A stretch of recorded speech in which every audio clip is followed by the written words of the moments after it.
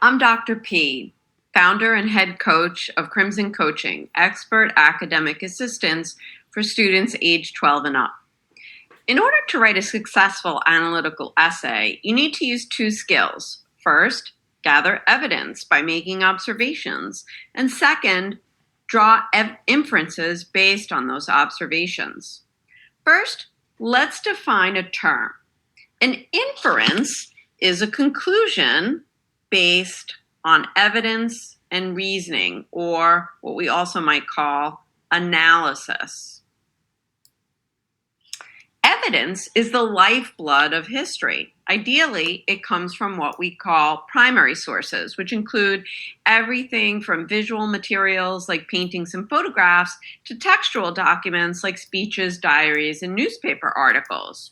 Just as a doctor uses her sense of sight to look down your throat and her hearing to listen to the sound of your lungs, so too does a historian gather evidence about the past by using those senses to observe it.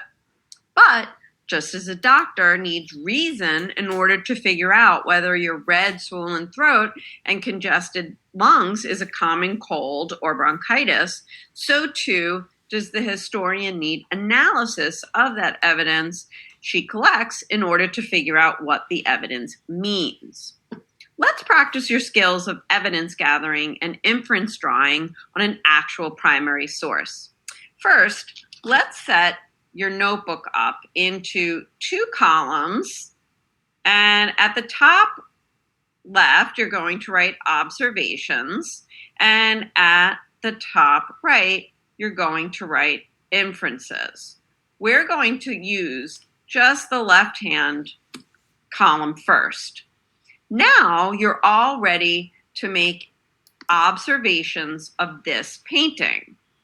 You can't quite see the whole thing all at the same time, so I'm going to remain silent as you observe this painting and write down as many things as you can about the part you can see right now, and then I'll scroll down so you could see the rest.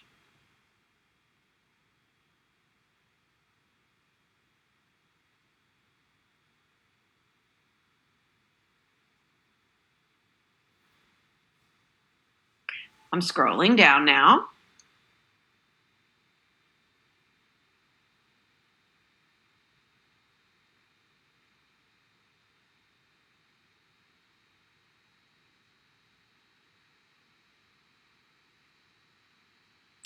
So, how'd you do? Let's take a moment to compare your own observations of this painting with my own.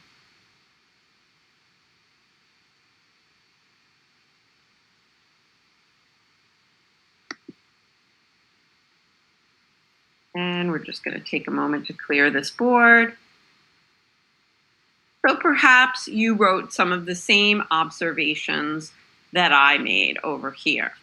Now let's move to the right column. What conclusions can we draw about this portrait of a woman with red hair, dressed in rich fabrics encrusted in pearls, with her hand on top of a globe, and battleships warring outside her window?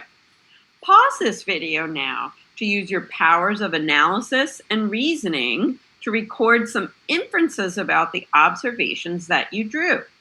Feel free to combine multiple pieces of evidence or observations to make a single inference now. How'd you do?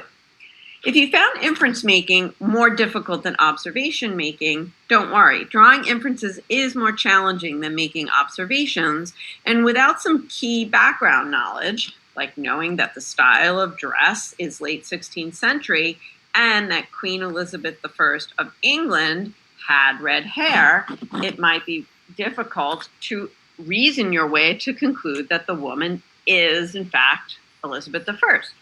But perhaps you did infer that the hand on the globe symbolized rising international power through increasing command of the seas, as evidenced by the naval battle behind her.